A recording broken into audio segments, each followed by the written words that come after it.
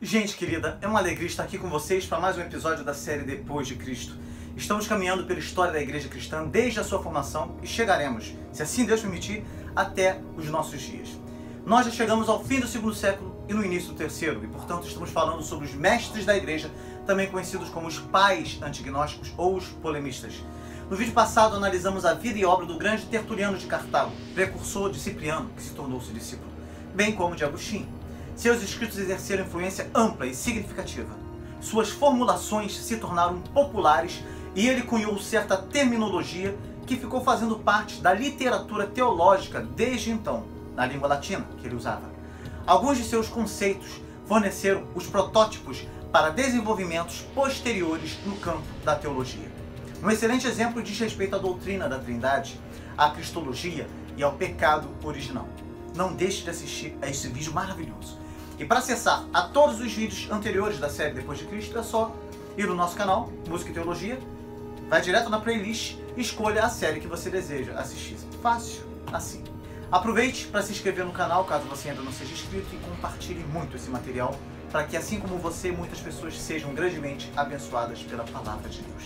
Hoje falaremos sobre o grande Clemente de Alexandria, e você vai perceber com clareza como a relação entre filosofia e a teologia cristã tem sido uma questão extremamente controvertida do pensamento cristão no decurso de sua história.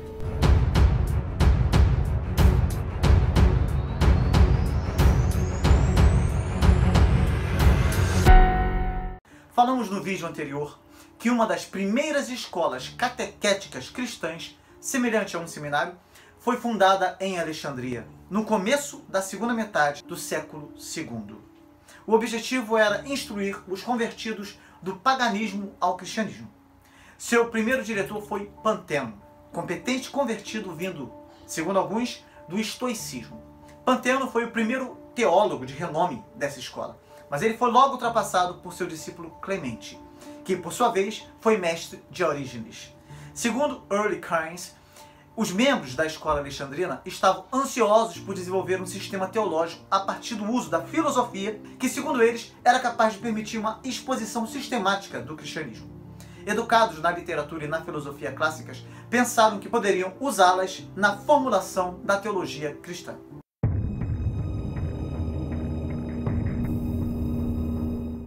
Você já deve ter percebido, com base em tudo que vimos até aqui nesta série, que a teologia cristã se desenvolveu em oposição à filosofia grega e às tendências heréticas. Os apologistas refutaram as objeções do mundo pagão e apresentaram o cristianismo como a verdadeira filosofia.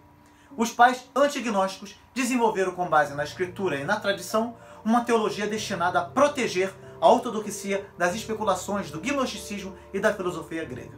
No entanto, você vai notar que o que os alexandrinos fizeram foi oferecer como substituto uma cosmovisão sistemática baseada em princípios filosóficos, em que o cristianismo foi inserido e conservado como a mais elevada sabedoria. Esta foi a primeira tentativa de se obter uma síntese real entre o cristianismo e a filosofia grega. Ao contrário dos apologistas, os alexandrinos não se contentaram em apresentar a tradição cristã simplesmente como complemento superior à filosofia. E, em contraste com os gnósticos, não procuraram substituir o cristianismo por uma doutrina sincretística da salvação que repudiou alguns dos elementos fundamentais da fé cristã. Veja bem, é importante que se diga que os teólogos alexandrinos queriam preservar a tradição cristã de maneira fiel, e para consegui-lo apoiavam-se firmemente na Escritura. Mas, ao mesmo tempo, também possuíam um ponto de vista filosófico coerente, em cujo contexto procuravam inserir o conteúdo da revelação de modo a criar um novo sistema teológico. Faziam uso da filosofia contemporânea desta maneira, com o objetivo de apresentar a realidade da fé como cosmovisão uniforme e abrangente. O propósito disto não era o de misturar cristianismo e filosofia, mas apenas o de apresentar o cristianismo como a mais elevada verdade. O que aconteceu foi que os membros da escola alexandrina criaram um sistema alegórico de interpretação, ao invés de enfatizarem uma interpretação histórico-gramatical da Bíblia. E segundo alguns estudiosos, esse sistema alegórico assola o cristianismo ainda em nossos dias, pois ele se baseia na suposição de que a Bíblia tem mais de um sentido. Servindo-se da analogia do corpo, alma e espírito do homem, ele sustentava que a Bíblia tinha um sentido literal e histórico, que correspondia ao corpo humano, um sentido moral oculto, que correspondia à alma, e um sentido espiritual, subjacente e mais profundo, que só os cristãos mais adiantados poderiam compreender. Esse sistema de interpretação surgiu da técnica usada por Filo, o judeu alexandrino, que procurara aproximar o judaísmo e a filosofia grega a fim de encontrar os sentidos ocultos da língua do Velho Testamento, que, por sua vez, seriam semelhantes à filosofia grega. Mesmo estando preocupados com o sentido que o autor do texto queria dar para aqueles que o estivessem lendo e com a sua aplicação prática às circunstâncias presentes, os homens da escola alexandrina também estavam interessados nos sentidos ocultos. Este método de interpretação tem feito muito mal à causa de interpretação correta da Bíblia e gerado absurdos e até doutrinas teológicas antibíblicas. É necessário ter muito cuidado. É importante que se diga que, embora tenha sido Orígenes que, fazendo uso deste método de interpretação, o tornou famoso, foi Clemente que desenvolveu as principais características, digamos assim, do sistema teológico em si.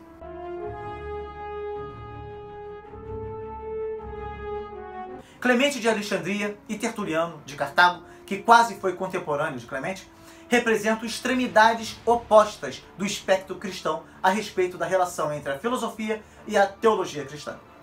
Embora muitos pensadores cristãos posteriores tenham procurado mediar entre esses dois polos, sempre surgiram pessoas que se alinharam a um ou outro. Clemente seguiu os passos de Justino, o grande apologista e mártir do século II, e considerava o cristianismo a verdadeira filosofia que não contradiz nem anula a filosofia grega, mas a completa. Diferente de Tertuliano, Clemente enxergava o melhor do pensamento grego, como as filosofias de Sócrates e de Platão, como preparação para o Evangelho e como ferramenta útil nas mãos de pensadores cristãos habilidosos. Por causa desse grande apreço e do uso construtivo do pensamento não cristão, Clemente é rotulado por alguns de quase o protótipo de um teólogo liberal. Como disse no vídeo passado, Tertuliano, em sua teologia, ele não evitou inteiramente a influência da filosofia grega. Embora procurasse apresentar um conjunto de doutrinas puramente bíblicas e apostólicas, permitiu que determinadas ideias estoicas, como a natureza essencialmente material de toda a existência, se insinuassem sem serem notadas.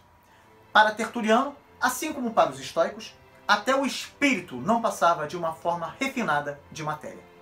No entanto, é importante enfatizar a extrema polaridade entre Clemente e Tertuliano nesse aspecto, pois eles realmente estabeleceram trajetórias opostas do pensamento cristão que ainda hoje existem. Como Roger Olson disse, Clemente é o protótipo do teólogo cristão intelectual e filosófico liberal, que procura fazer, na medida do possível, uma síntese entre a fé cristã e a cultura. Um Clemente do século XX seria Paul Tillich, falecido em 1965. Ele foi um teólogo e filósofo alemão que tentou harmonizar as várias filosofias com a revelação divina usando um método de correlação. E poderíamos dizer que um tertuliano do século XX seria o teólogo suíço Karl Barth, falecido em 1968, que não conseguiu, apesar de todos os esforços, evitar inteiramente qualquer indício de filosofia, até mesmo em sua teologia madura. Assim como Tertuliano, Barth tentou criar um sistema de crenças puramente cristão, sem qualquer influência dos modos pagãos ou seculares de pensar. No decurso dos séculos da teologia cristã, o papel da filosofia no pensamento cristão tornou-se um grande ponto de discórdia, e assim permanece até hoje.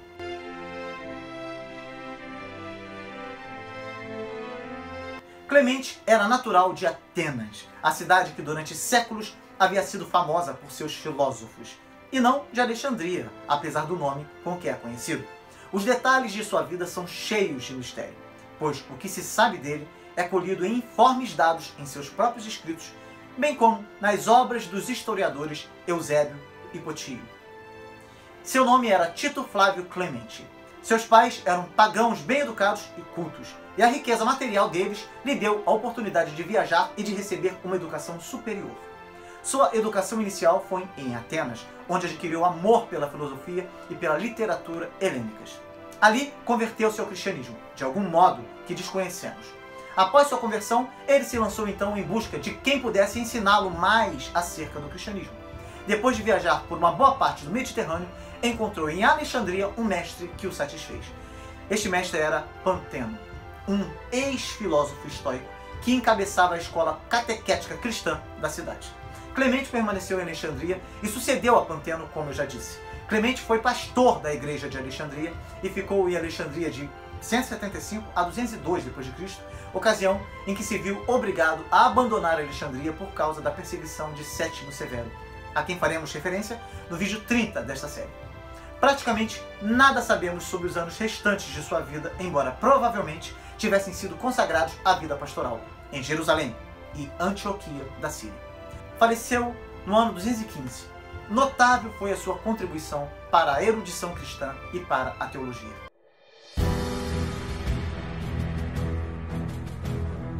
Cinco livros de Clemente existem ainda hoje: Exortações aos Pagãos, O Instrutor, Stromata, O Discurso e Seleções de Teodócio.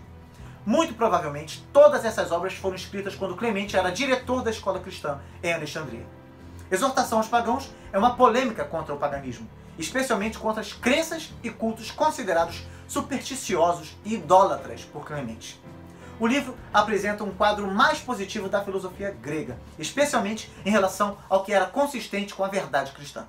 Porém, mesmo assim, Clemente sugere veementemente que, se existia qualquer verdade na filosofia grega, e ele encontrou muitas verdades ali, é porque os gregos emprestaram-na de outras culturas e religiões, como as do Egito, da Babilônia e do povo hebreu. Tudo que os gregos, como Sócrates e Platão, falaram de verdade, tiraram de fontes divinamente inspiradas, como Moisés, ou receberam diretamente pela inspiração de Deus e do seu verbo, do Logos. Portanto, nesta obra, Clemente ataca os absurdos das divindades pagãs, exortando os seus leitores a voltarem-se para o cristianismo. Em O Discurso, escreveu sobre a salvação dos ricos e sobre temas como o bem-estar, a felicidade e a caridade cristã. Em O Instrutor, também conhecido pelo título grego Paidagogos, ele instruiu os cristãos quanto à vida espiritual, tratando do divino verbo de Deus, o Logos. Nesse pequeno livro, Clemente faz considerações sobre Jesus como o verbo cósmico e a sabedoria de Deus, cujo papel principal na salvação é ensinar pela exortação a vencer as paixões desnaturais e ter uma vida puramente espiritual de obediência, de contemplação e de ação racional. Acima de tudo, Clemente ressalta que a vida cristã de obediência é uma vida consistente com a razão, pois a vida dos cristãos, na qual agora somos treinados, é um sistema de ações coerentes, ou seja, das coisas ensinadas pela palavra. Uma energia inesgotável que chamamos fé. Em sua obra Stromata, também chamada de Miscelâneas, que teve esse nome por tratar de assuntos diversos, embora não tenha sido terminada, podemos encontrar uma filosofia eclética e pouco sistemática, na qual Clemente mistura muitas fontes e tira inspiração de muitos poços, por assim dizer. Nesta obra, ele tenta criar uma filosofia cristã abrangente, procurando expor seus principais raciocínios filosófico-teológicos. Nos 8 volumes desta obra, podemos perceber que ele aborda basicamente a relação entre o cristianismo e a filosofia grega, de onde emergiram os princípios de seu cristianismo platônico. Ele asseverava que o conhecimento medra no terreno da fé, não sendo contraditório à fé. Salientava o monoteísmo e a liberdade moral contra a ideia do determinismo ético. Suas obras deram início à teologia especulativa da Igreja. Sua educação helenista capacitava-o a ter amplos pontos de vista e assim ele pôde conferir à fé cristã uma teologia dotada de alicerce científico-filosófico. Esforçava-se por tirar proveito da erudição secular, de todas as fontes possíveis, a fim de melhor exprimir a sua teologia. Suas obras contêm muitas úteis referências à filosofia grega, bem como à literatura e às ciências físicas. Para Clemente, o alvo do cristianismo, como também o da melhor filosofia grega, é uma vida mais nobre e mais santa. O tema de Clemente era: toda a verdade é a verdade de Deus, venha de onde vier. Segundo Clemente, O grande problema da filosofia é que ela é incompleta, e não que ela está essencialmente equivocada. De fato, mais do que qualquer outro escritor cristão antigo, Clemente de Alexandria dava valor à integração da fé cristã com a melhor cultura dos seus dias. E ele procurou reunir os raios de verdade divina que encontrou que, segundo acreditava, encontravam-se espalhados em diversos sistemas filosóficos e religiosos e submetê-los à autoridade suprema das escrituras hebraicas, interpretadas alegoricamente, é claro, e da tradição apostólica.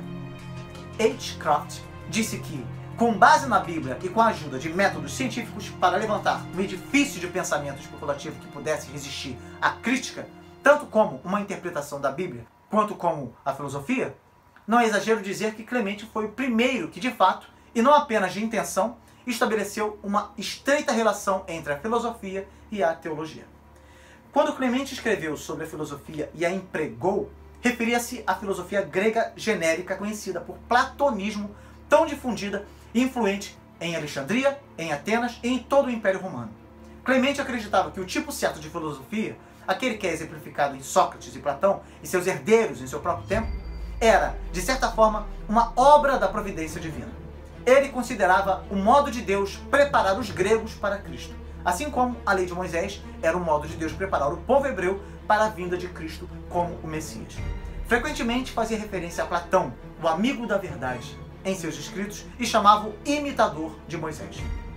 O que Clemente enxergava no platonismo, de tão extraordinariamente conducente ao entendimento e à transmissão da verdade cristã, entre outras coisas, era que o platonismo rejeitava o panteão imoral e caprichoso dos deuses e deusas dos gregos e romanos e focalizava uma única realidade espiritual ulterior, da qual derivavam a existência e a virtude de todas as coisas. Clemente rejeitava a ideia da criação do platonismo como um processo impessoal e eterno de origem divina e insistia na doutrina de uma criação temporal a partir do nada, ex nihilo, pelo Deus das Escrituras. Entretanto, comparado aos deuses e deusas da mitologia grega, que eram arbitrários e destituídos de ética e moralidade, e às superstições das religiões de mistério, o platonismo parecia um aliado viável para o cristianismo do mundo pagão. Além disso, ele tinha um conceito da vida além da morte e de uma dimensão espiritual para tudo, e desviava a atenção das pessoas dos prazeres físicos e corporais para as realidades espirituais e superiores. Por tudo isso e muito mais, Clemente encontrou reflexos e paralelismos da verdade cristã no melhor da filosofia grega. Clemente acreditava que a filosofia ajudaria na luta do cristianismo contra as heresias. Os falsos ensinos frequentemente surgem do mau entendimento.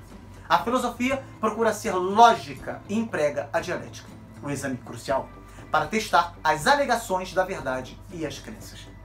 A influência da filosofia platônica pode ser vista mais facilmente no conceito que Clemente tinha em relação ao corpo e à matéria, que considerava como uma natureza inferior, contrastando com a natureza superior e melhor, que era a alma, a parte racional do indivíduo. Isso diferencia drasticamente do gnosticismo, pois os gnósticos consideravam que a matéria ou o corpo eram essencialmente maus, iníquos, mas Clemente dizia que eles eram apenas inferiores ao espírito e à alma. E fica bastante nítido que esse conceito é mais platônico do que bíblico. Platão e seus herdeiros enfatizavam o lado espiritual da pessoa como superior e melhor do que o lado físico, e equiparavam-no com a razão. Embora talvez possamos encontrar reflexos de semelhantes dualismo nos ensinos bíblicos, a Bíblia não ensina em lugar algum que a alma ou o espírito é a parte racional da pessoa ou que o corpo é a natureza inferior.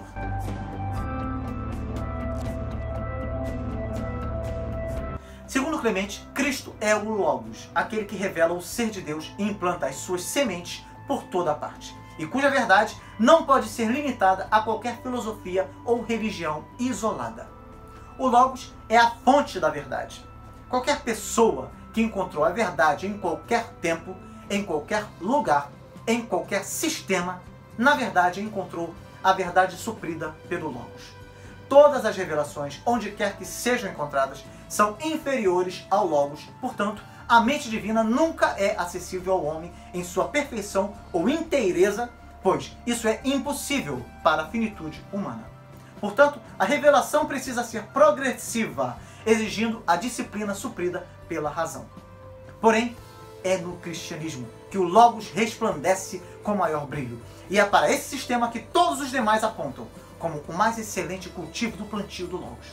Portanto, a melhor porção da filosofia grega atuava como um mestre-escola, preparando os homens para Cristo. Papel esse que a lei mosaica teve, como eu já disse, em relação aos judeus.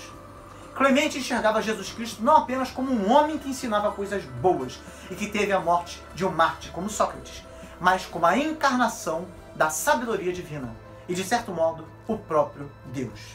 Se alguém afirmar que nenhum cristão antes do século IV pensava em Jesus Cristo como Deus, é porque não leu Clemente. Quando escreveu sobre Cristo como nosso instrutor, certamente não quis dizer apenas que ele era um grande mestre humano. Não. Segundo Clemente, Jesus Cristo era o Logos divino, o espírito cósmico da sabedoria e da verdade que emanou do Pai e assumiu a forma humana de Jesus Cristo. Ele era o complemento de todas as verdades parciais anteriores que apontavam para ele e ensinava seu povo por diversos meios.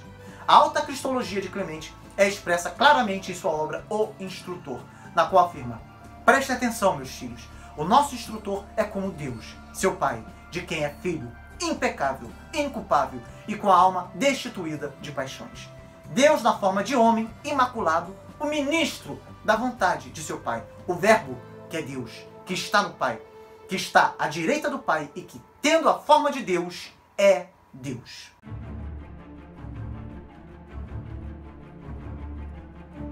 Segundo Clemente, o cristão ideal é o verdadeiro gnóstico. E esta é uma das áreas mais controvertidas de sua teologia. Por causa desta afirmação e por se encontrar suaves reflexos do gnosticismo em seus escritos, alguns estudiosos acreditam que Clemente era aliado dos gnósticos do século II e dos remanescentes do século III. Mas isso não é verdade. Quando Clemente usou o termo verdadeiro gnóstico, ele se referia a uma pessoa de sabedoria que vive da mente e repudia a vida mais mundana de busca dos desejos e prazeres da carne. Essa pessoa, segundo o conceito de Clemente, era uma espécie de Sócrates ou Platão, uma pessoa que resiste à tendência geral de ir com a maré da turba confusa, que se deleita nas bebedeiras e na busca do ganho material. Ela é uma pessoa que quer dominar todos os tipos de sabedoria, ficar acima das paixões carnais e se tornar semelhante a Deus em virtude e sabedoria. Clemente chegou a ponto de declarar que o verdadeiro gnóstico cristão pode se tornar Deus nesta vida, despindo-se do desejo e tornando-se impassível, livre da ira. Obviamente, ele deixou claro que não queria dizer que o verdadeiro gnóstico realmente se torna perfeito da mesma forma que Deus é perfeito. Pelo contrário, queria dizer que essa pessoa se reveste da imagem de Deus e se torna realmente boa, embora somente sob a forma de um ser criado e dependente de Deus. Ele tinha em mente a ideia da divinização, a ideia de que o alvo da salvação é compartilhar da natureza divina, refletindo a imagem de Deus e alcançando a imortalidade. Segundo Clemente, o mestre no decurso do processo de divinização do homem é o próprio Jesus Cristo, o Verbo do Pai que cura as paixões desnaturadas da alma por meio de exortações. A influência da filosofia sobre Clemente o levou a concluir que conhecimento fica num nível mais elevado que a fé. Segundo ele, a fé é a simples fé autoritária cristã, de natureza bem literal e preocupada com o temor de punição e esperança de recompensa. Já o conhecimento é considerado uma espécie superior que não crê simplesmente com base na autoridade, mas antes avalia e aceita o conteúdo da fé à luz de suas próprias convicções internas. O conhecimento conduz ao amor, e o amor impele a ações que não seriam produzidas pelo temor. O conhecimento seria o nível superior do qual a fé é conduzida à perfeição. O desafio que Clemente lançava ao cristão, portanto, era de dirigir-se da fé ao conhecimento. Clemente desejava substituir a falsa gnose do gnosticismo pela verdadeira gnose escriturística do cristianismo. Portanto, segundo Clemente, a relação entre a fé e a razão é muito estreita, pois uma não pode funcionar sem a outra. A razão sempre constrói seus argumentos sobre a base de certos princípios que ela mesma não pode demonstrar, mas que aceita pela fé. Para o sábio, a fé há de ser então o primeiro princípio, o ponto de partida sobre o qual a razão há de construir seus edifícios. Mas o cristão que permanece na fé, semelhantemente ao que vai além do sentido literal das Escrituras, é como um menino de leite que não pode crescer por falta de alimento sólido.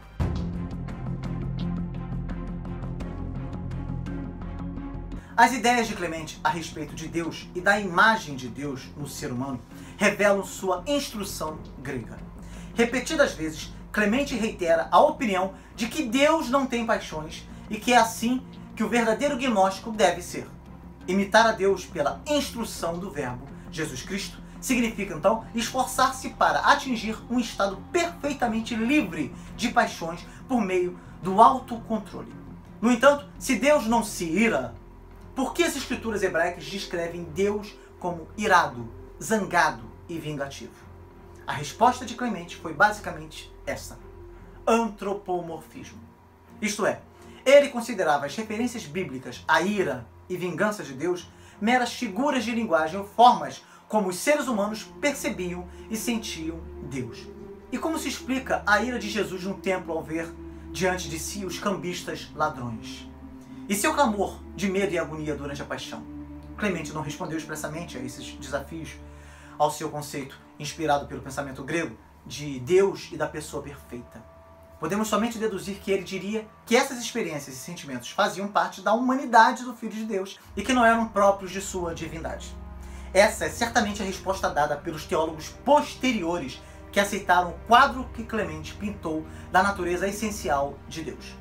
Toda a narrativa bíblica que descresse Deus ou Jesus Cristo de modo impróprio ao ser divino, Clemente interpretava como uma alegoria ou linguagem antropomórfica, ou relegava-o ao lado humano do Filho de Deus na sua encarnação de Jesus Cristo.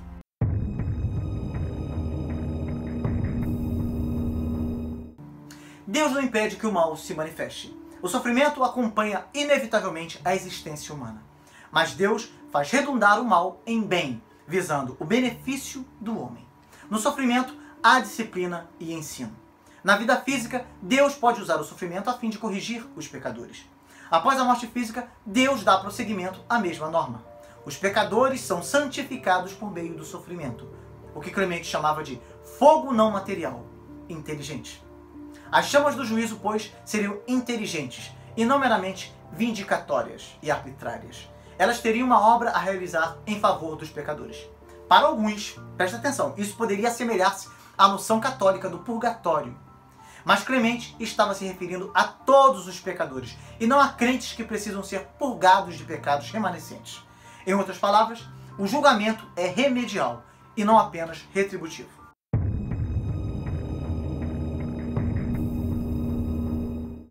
Clemente falava em termos de assimilação final em Deus. Ele pensava que o homem, por ocasião da criação, recebeu a semelhança de Deus, mas, na redenção, por meio da assimilação, ele adquirirá a natureza divina. Platão, em seu diálogo intitulado Theaetetus, dissera algo similar. O homem vem a adquirir a natureza divina mediante o processo da bondade. As Escrituras fazem da santificação e da consagração elementos necessários à salvação da alma.